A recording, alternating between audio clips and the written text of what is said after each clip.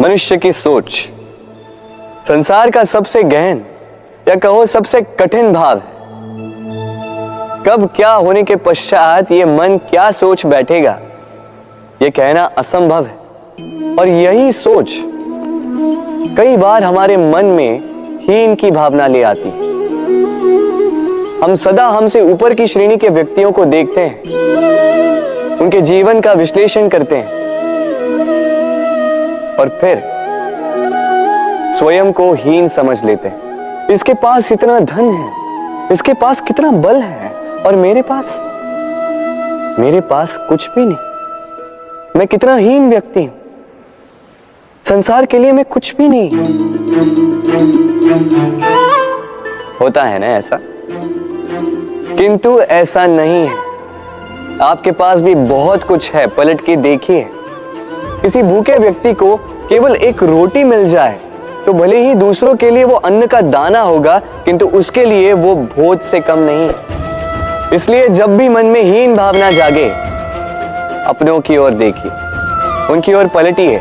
आपको विश्वास हो जाएगा कि भले ही आप ये मानते हो कि इस संसार के लिए आप कुछ नहीं है, कुछ लोगों के लिए आप संपूर्ण संसार है। तो जो आपका संसार है उसमें प्रसन्न रहना सीखिए। राधे राधे। इतना सुंदर पुस्तक है, सुंदर आवरण है, सजाए हुए पृष्ठ है।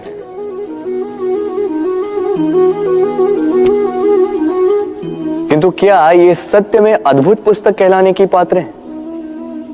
क्या इसमें जो लिखा है वो सत्य है, प्रेरणादायी है, हमारे लिए मूल्यवान है? कैसे निश्चय लिया जाए इस बात का? अब आप सोचेंगे कि सीधी सी बात है, आवरण को देख के पुस्तक की गुणवत्ता कैसे जानी जा सकती? इसके लिए तो आपको उसे पढ़ना होगा, उसे समझना होगा, समय देना होगा, है ना? बिल्कुल उचित सोच रहे हैं आप। बस आश्चर्य की बात यह है कि पुस्तक के विषय में आप ये सारी बातें जानते हैं, किंतु किसी व्यक्ति के विषय में आप ये सारी बातें मन में नहीं लाते। व्यक्ति का मूल्यांकन भी उसके वस्त्रों से, उसके शारीरिक रूप से या उसकी सुंदरता से नहीं किया जा सकता। उसके लिए आपको उस व्यक्ति को पढ़ना होगा, उसे समझना होगा, उसे समय देना होगा। पर हम क्या करते हैं? पहनावे, रंग, सुंदरता को देखकर आकर्षित हो जाते हैं, उसे प्रेम समझ बैठते हैं, और आए दिन कोई ना कोई ये कहते सुनाई देता है कि उसकी प्रेम कहानी सफल नहीं हो पाई, उसे छल मिला। किंतु इसमें दोष किसी और का नहीं, स्वयं आपका है। आपने उस व्यक्ति को समय नहीं दिया, आपने उस व्यक्ति के विचार नहीं परखे। प्रेम 2 क्षण में बनने वाला पकवान नहीं है। इसका स्वाद चखने के लिए आपको जीवन भर का समय देना पड़ेगा। तो समय दीजिए, एक दूसरे के रूप से नहीं, आत्मा से जुड़ी। निश्चित ही मन प्रसन्नता से कह उठेगा, राधे राधे।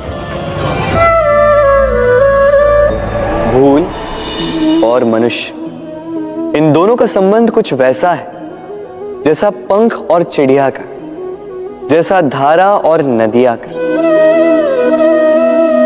यदि भूल मनुष्य के स्वभाव का इतना महत्वपूर्ण अंग है तो आप सोचिए, इस पर लज्जा क्यों? इस पर लज्जा करना ठीक है ही नहीं। वैसे देखा जाए तो भूल हमें स्वयं को और श्रेष्ठ बनाने का अवसर देती है, पहले से अच्छा प्रदर्शन करने की प्रेरणा देती है। अब कदाचित आप में से कुछ इस बात से सहमत नहीं हो, क्योंकि बहुतों की दृष्टि में भूल दोष को जन्म देती है, दोष अपराध को, और अपराध के लिए क्षमा नहीं, दंड मिलना चाहिए। किंतु क्या आपने कभी सोचा है कि ऐसा क्यों होता है? क्या कारण है इसका? इसका कारण है भूल स्वीकार करने से बचना। यदि आप कोई भूल करोगे और उसे स्वीकारोगे नहीं, तो वो भूल दोष में बदल जाएगी और वो दोष अपराध। तो साहस रखिए, अपनी भूल को स्वीकार करना अपनी भूल को सुधारने की दिशा में सबसे पहला कदम होता है। और स्मरण रखिएगा, यदि कुछ अपराध है तो वो है समय पे अपनी भूल ना स्वीकार।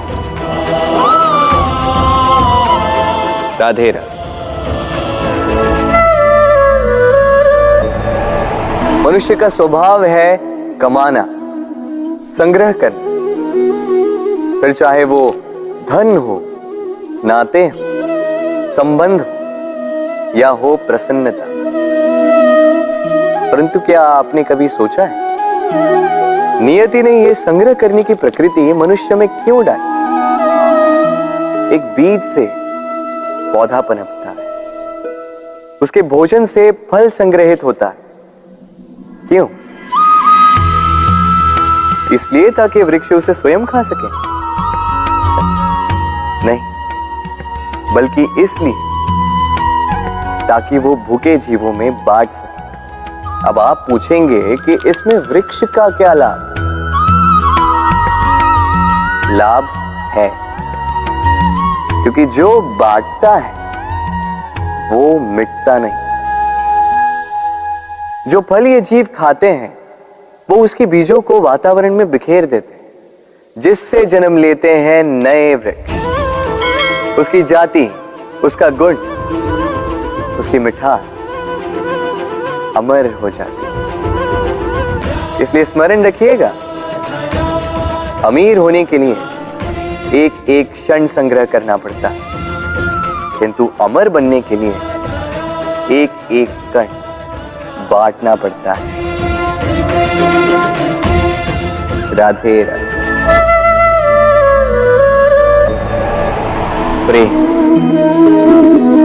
प्रेम विधाता की सबसे सुंदर कृति, परंतु हर कृति को संभालना पड़ता है। अब इसी मूर्ति को देख लीजिए। जब कलाकार ने इसे रचा तब ये बहुत सुंदर थी, परंतु इसके पश्चात इसे संभाला नहीं गया। इसके स्वामी ने इसके देखभाल का कर्तव्य ठीक से नहीं निभाया और अब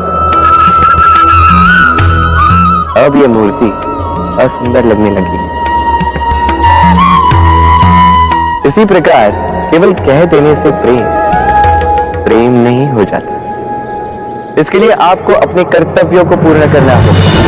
तो देश की रक्षा, परिवार और संबंधियों की सुरक्षा, संतान को संस्कार, जीवन साथी का आभार, ये कर्तव्य जब तक नहीं निभाओगे प्रेम से दूर होते जाओगे। तो यदि प्रेम का अमृत पाना है तो कर्तव्य की अंजलि बनानी होगी और मन से कहना होगा, राधे राधे। मेरे आसपास ये वृक्ष, ये पौधे, ये पुष्प देख रहे हैं आप? है ना सुंदर? क्योंकि आपने इन्हें देखा है। इसी प्रकार जब प्रेम की बात आती है लोग किसी का मुख स्मरण कर लेते हैं। ऐसी आंखें, वैसी मुस्कान, तिरछी भ्रूकुटी, घने केश, पर क्या यही प्रेम का अस्तित्व है? नहीं, ये उस शरीर का अस्तित्व है जिसे हमारी आंखों ने देखा और हमने स्वीकार कर लिया। परंतु प्रेम भिन्न है। प्रेम उस वायु की भांति है जो हमें दिखाई नहीं देता, किंतु वही हमें जीवन देता है। संसार किसी स्त्री को कुरूप कह सकता है क्योंकि वो उसे अपनी तन की आंखों से देखता है, परंतु संतान उसी माता को संसार में सबसे सुंदर समझती है, क्योंकि वो भाव से जुड़े। तन की आंखों से देखोगे तो वैसे भी पहचान नहीं पाओगे जैसे राधा मुझे पहचान नहीं पाई। इसलिए यदि प्रेम को समझना है तो मन की आंखें खोलो और प्रेम से कहो, राधे राधे।